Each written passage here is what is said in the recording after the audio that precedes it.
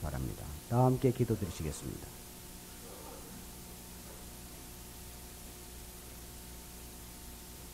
무한히 자비하신 아버지 하나님, 오늘 저희들에게 이 거룩하고 복된 날을 허락해 주셔서 우리를 이 자리에 불러주신 줄로 믿고 감사합니다.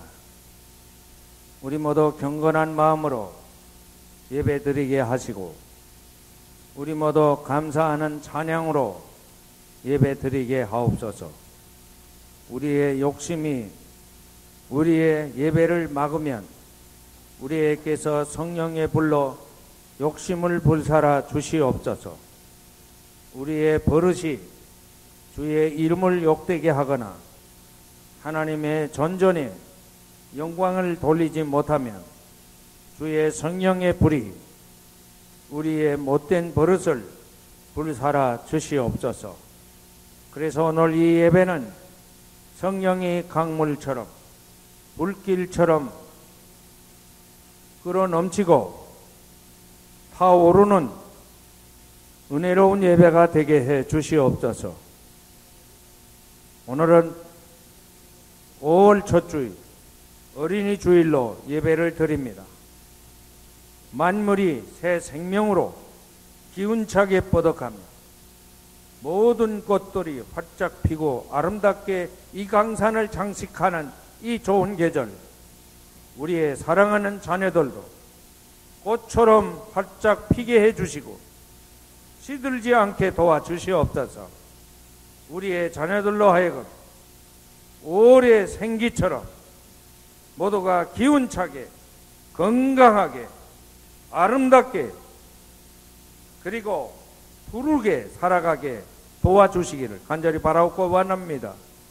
이 일을 위해 더 많이 기도하는 어버이들이 되게 해주시옵소서.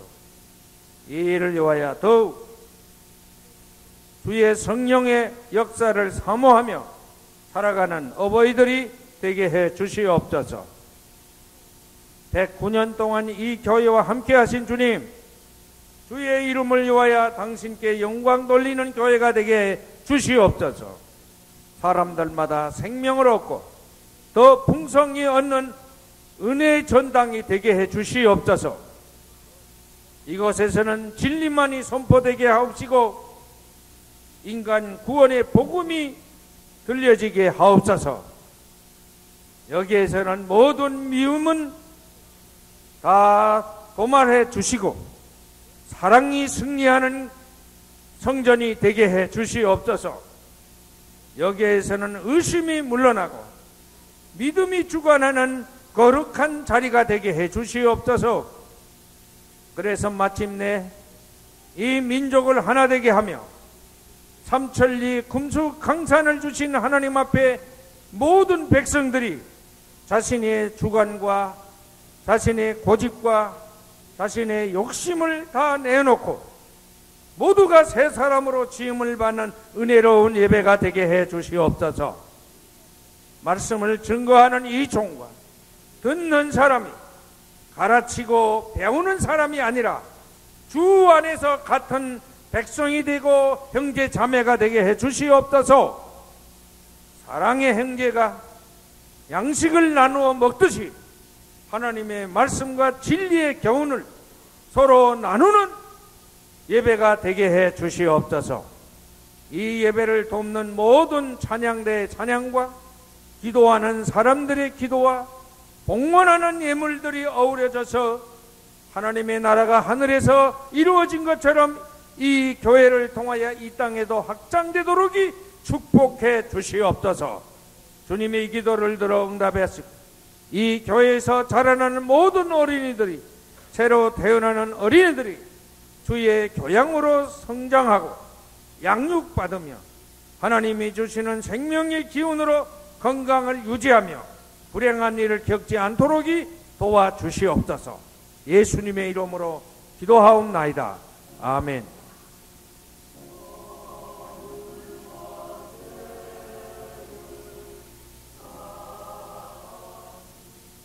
여러분 모두 안녕하셨습니까? 저는 지난 토요일부터 화요일 3박 4일 동안 여러분이 아시는 대로 금강산 다녀왔습니다. 다 IMF 이후에 생활고의 위협을 받으며 하루하루 고달픈 삶을 살아가고 있는 이런 처지에서 관광여행을 다녀온 것을 한편으로 송구스럽게 생각하고, 그러나 한편으로는 저는 왜 하필이면 이 한반도에 태어났나, 내 자신의 운명에 대해서 언짢게 생각해 왔는데, 이번에 금강산을 다시 가서 보고, 그래도 공자의 말씀에 의하면 70쯤 되는 욕심도 넘어서고 세상 보는 눈이 달라진다 했는데, 그런 눈이 되고 그런 때가 돼서 그런지는 모르지만 다시 보는 금강산은 정말 이것이야말로 하나님이 이 자그마한 한반도를 민족 공동체로 그런 영토로 삼게 해주신 특별한 뜻이 계시다고 믿고, 조국을 사랑하는 마음, 이 땅에 내가 삶을 타고난 사실에 대해서 감사하며 돌아왔습니다. 제가 오늘 들었는데 우리 교회 성도 가운데 김성남 성도는 저보다 앞서서 금강산을 다녀온 것 같습니다. 저는 별로 그렇게 산을 등산한 일이 없어서 산을 오르내리는 것이 매우 고달프긴 했습니다. 그래도 내 금강산 관광 코스에 두 길이 있었는데, 하나는 구룡폭포까지 올라가는 게 있고, 다른 하나는 만물상을 구경하는 게 있습니다. 그래도 저는 그 중에 구룡폭포까지는 제가 올라갔습니다. 그건 굉장한 성취였습니다. 저는 그것에 올라가서 보고 참 금강산은 올라갈수록이 신비할 정도로 그렇게 느껴지는 곳이었음을 발견했습니다. 이것이 어찌 사람이 이렇게 만들려면 얼마나 오랜 세월이 걸렸을까? 사람이 손이 어떻게 이렇게 만들 수 있었겠나? 자연 풍상에 의해서 저절로 만들어졌다. 그게 어떻게 저절로 만들어졌는데, 어떤 데는 보면 이 산에는 사람만 가득한 것 같고, 어떤 데는 보면 이 산에는 짐승만 가득한 것 같고, 어떤 데는 그 바위덩어리를 보면서 소나무를 연상하기도 하고 단풍을 연상하기도 하는 그런 산이었어요. 정말 신비막측한 산이었음을 보았습니다. 제 능력이 없어서 만물산까지는 올라가지 못했지만 저는 구룡폭포 하나를 보고 온 것만으로도 하나님의 특별한 축복이요, 걸음을 걷지 못해서 고통당하던 1월, 2월의 장기천이가 4월 달에 구룡폭포까지 올라갔다 왔으니 이것이야말로 큰 축복이 아닐 수가 없어서 그저 감사한 마음으로 찬탄을 거듭하면서 돌아왔습니다. 여러분, 저보다 젊은이들은 지금 여러분 이제부터 목표를 세우고 적응을 해서 다녀오시기를 바랍니다. 그런데 연세 많은 분들은 욕심을 내고 다녀오면 그게 상당히 위험 부담이 있는 것 같습니다.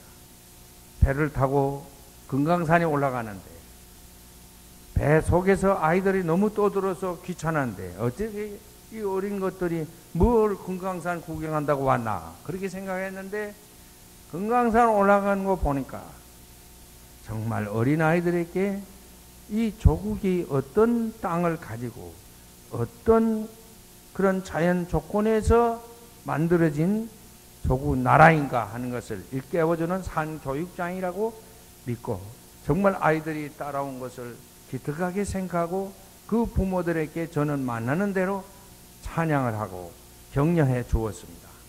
자녀들도 그런 교육을 시킨다는 것은 매우 좋은 것이라고 생각합니다.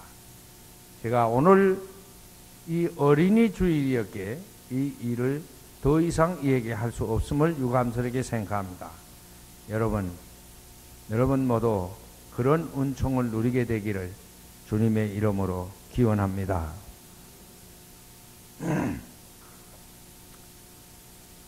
예수님은 이 어린아이를 하나님의 나라와 항상 비유하면서 어린아이를 칭찬하고 어린아이의 존재를 평가했습니다.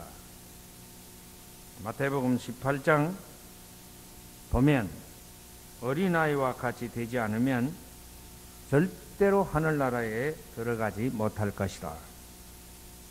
어린아이와 같이 자기를 낮추는 사람이 하늘나라에서 가장 큰 사람이다. 이때 이 어린아이를 이야기한 것은 예수님의 제자들 사이에서 누가 높은가 하는 문제를 가지고 시비를 벌였기 때문에 예수님께서 이 어린아이와 같이 되어야 하늘나라에 들어갈 수 있다는 설교를 해 주신 것입니다.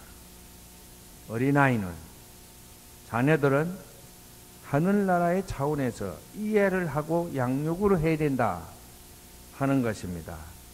그러므로 어린아이가 철이 없다고, 귀찮다고, 그렇게 속을 새긴다고 함부로 대해서는 안 된다는 것입니다. 이 어린아이들 속에 하늘나라의 빛이 빛나고 있다는 사실을 우리는 잊지 말아야 합니다. 오스카 와일드라는 19세기 저 영국 아일랜드의 시인이 있었어요. 저희가 젊었을 때에는 이 사람의 시를 매우 즐겨하며 암송하기도 했습니다. 그의 시 속에는 이런 구절이 있습니다. 나에게는 많은 꽃이 있습니다. 하지만 아이들이야말로 가장 아름다운 꽃입니다. 여러분이 집에서 태어난 아이들, 여러분은 너무너무 귀여워서, 너무너무 아름다워서, 너무너무 잘나서 남들이 보면 고주부같이 보여도 그 아이를 낳은 부모들이 보면 그 고주부 같은 코도 온 천하를 행해서 호령할 만한 코로 그렇게 든든하게, 그렇게 믿음직스럽게, 그렇게 아주 장하게 보이는 것입니다. 이 말은 어린아이를 오스카 와일드는 자연 차원에서 이해를 했다 하는 것입니다. 여러분, 사람은 항상 자연의 차원에서 이해를 하고 상대해야 합니다. 그리고 하늘나라의 차원에서 이해를 하고 상대를 해야 합니다. 우리 모두는 자연의 차원에서 이해를 해야 될 존재입니다. 거기에는 차별이 없습니다. 그러나 그 중에 어떤 사람은 그대로 자연 상태에 머물러 있고, 그 중에 어떤 사람은 하늘나라의 차원에서 이해를 해야 되고 접근해야 되고 사귀어야 되는 사람들이 있습니다. 한국 사회의 최대의 난제가 무엇일까요? 저는 교육이라고 생각합니다. 이 교육은 정권이 바뀔 때마다, 장관이 바뀔 때마다 이 교육 개혁을 외칩니다. 교육이 그만큼 아직 뿌리를 내리거나 자리를 잡지 못하고 있다는 증거입니다. 이 교육 중에서 가장 소중한 교육이 무엇일까요? 저는 어린이 교육이 아닌가 그렇게 생각하고 있습니다.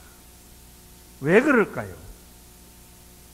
그 어린이들은 하늘나라와 항상 관계를 가지고 있는 존재들이기 때문에 어린이 교육은 무엇보다도 중요하다 하는 것을 말해 줍니다. 어떻게 이 하나님 나라와의 관계 속에 있는 이 어린아이들을 가르칠 수 있을까?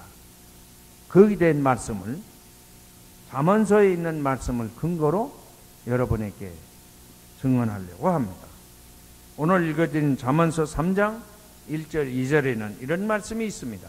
아이들아, 내 가르침을 잊지 말고 내 계명을 네 마음에 간직하여라. 그러면 그것이 너로 장수하게 하며 해가 갈수록이 더욱 평안을 누리게 할 것이다.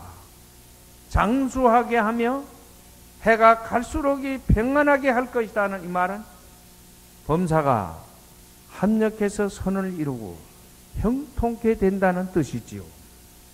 어떻게 하면 그런 행복을 구가할 수 있는가? 하나님의 말씀을 잊지 말고 하나님의 계명을 마음에 간직하여라. 그래야 된다는 것입니다. 다시 말하면 자녀 교육의 처음과 나중은 성서 교육에 있다는 말입니다. 디모데후서 3장 15절, 16절, 17절에는 사도 바울이 성서에 대한 얘기를 이렇게 말씀했어요.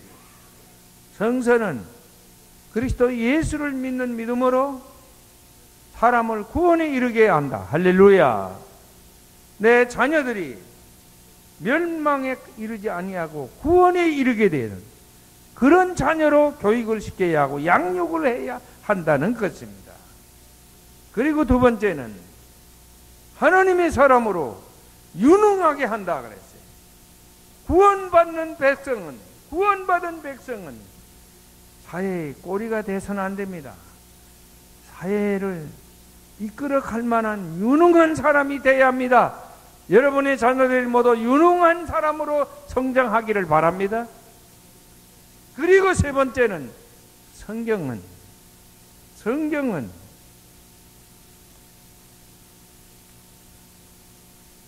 온갖 선한 일을 할 준비를 갖추게 하는 책이다 그랬어요.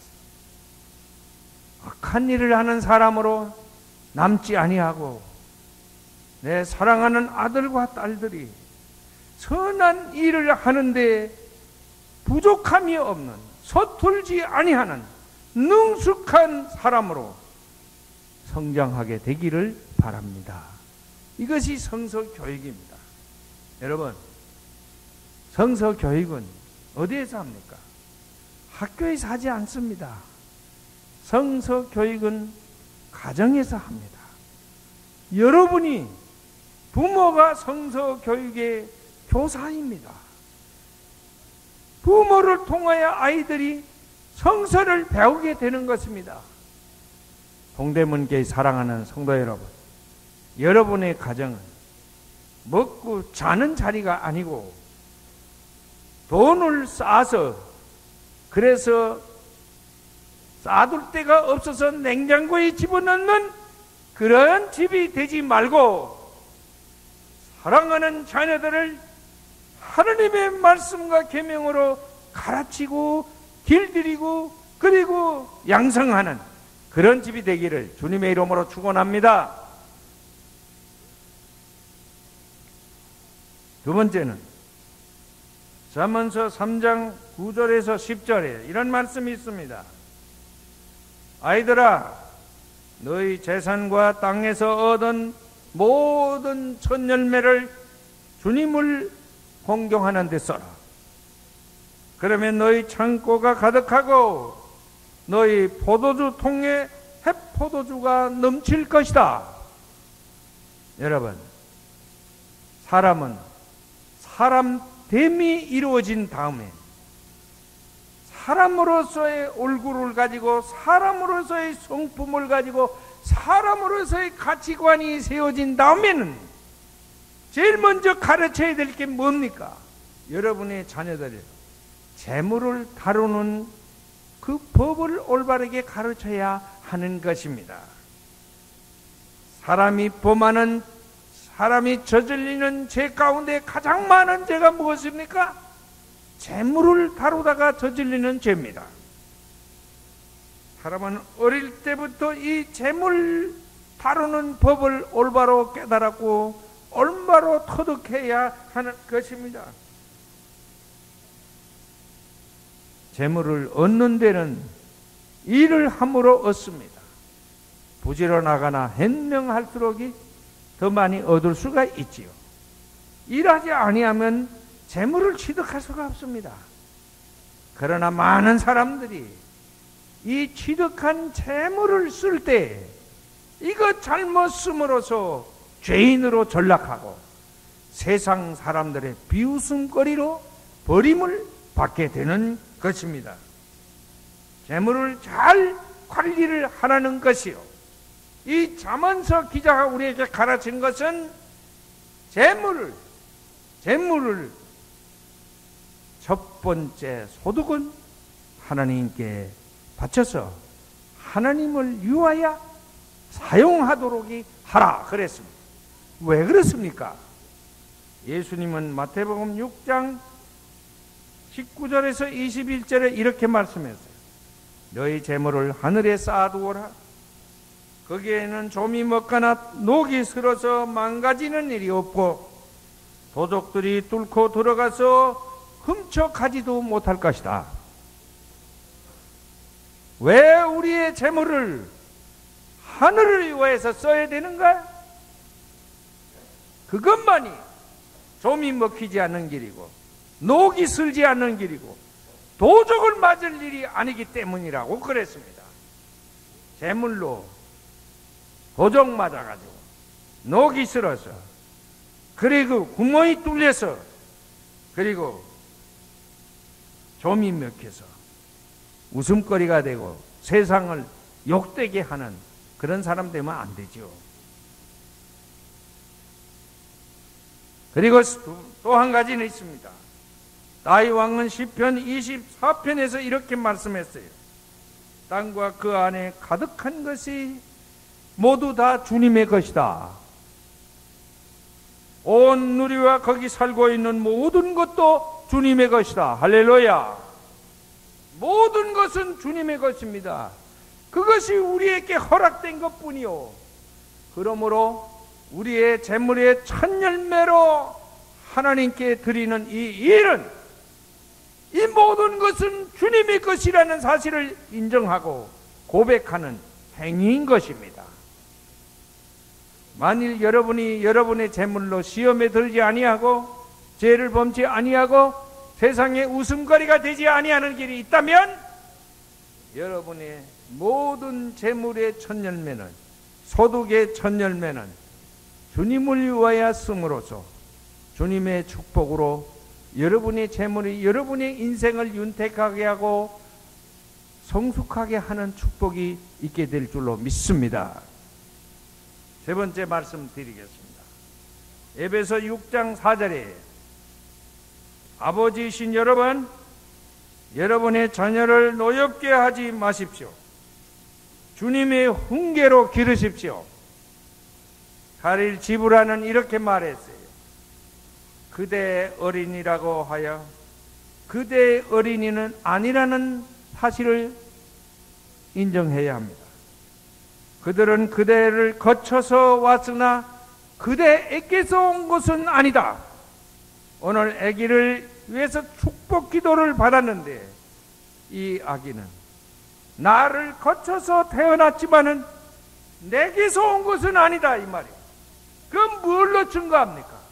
아들을 원하는 집에 딸이 태어납니다. 딸을 원했는데 아들만 태어납니다. 나는 우리 아이는 다 그레고리 팩처럼 잘생긴 아이가 되기를 바랬는데 전혀 그레고리 팩하고는 정반대의 얼굴 모습의 아이가 태어났어. 여러분, 내 마음대로 그려진 대로 내가 원하는 대로 태어나지 않는 것 이거 하나 두고 이것만 보아도 나를 거쳐왔지만은 내 것은 아니라는 것이요. 그러므로 그 아이를 노엽게 해서는 안 됩니다. 그 아이를 자기 주관대로만 끌어가서 가려고 해서는 안 합니다. 디브라는 계속해서 말합니다. 그대는 아이들처럼 되기를 노력하는 것은 좋지만은 그 아이들을 그대처럼 만들려고는 하지 마십시오. 그래. 내가 낳은 아이니까 내 새끼니까 내 주관대로 내 이상대로 맞추어 키우려고 해서는 안 된단 말이오. 그래서 세대 간의 갈등이 빚어지는 것입니다. 알프레드 화이트헤드는 생애 철학자라 말합니다. 그래서 생애에 대한 이야기를 많이 한 분입니다. 그는 생애 3가지 확증이 있다고 그랬습니다. 첫째는 이 세상의 배후에는 전능자가 있다. 할렐루야! 우리가 살고 있는 이 세상의 배후에는 전능자가 살아계시는 것입니다. 두 번째는 옳은 것과 그른 것은 분명히 다르다는 것이요, 차이가 있다는 것이요. 우리 한국 사람들은 뒤죽박죽으로 생각하는데 아니올시다. 이게 다릅니다. 그래서 옳은 것은 옳은 것대로 가야 됩니다. 세 번째는 옳은 것은 우리에게 무조건적인 충성을 요청한다. 동대문교회 성도 여러분, 하나님의 말씀이 옳다고 믿습니까? 진리라고 믿습니까?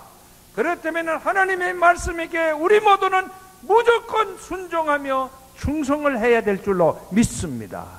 이 하나님의 말씀을 여러분의 집에서 여러분의 자녀에게 끊임없이 가르치는데 성공하는 동대문의 가족 여러분 되시기를 주님의 이름으로 축원합니다.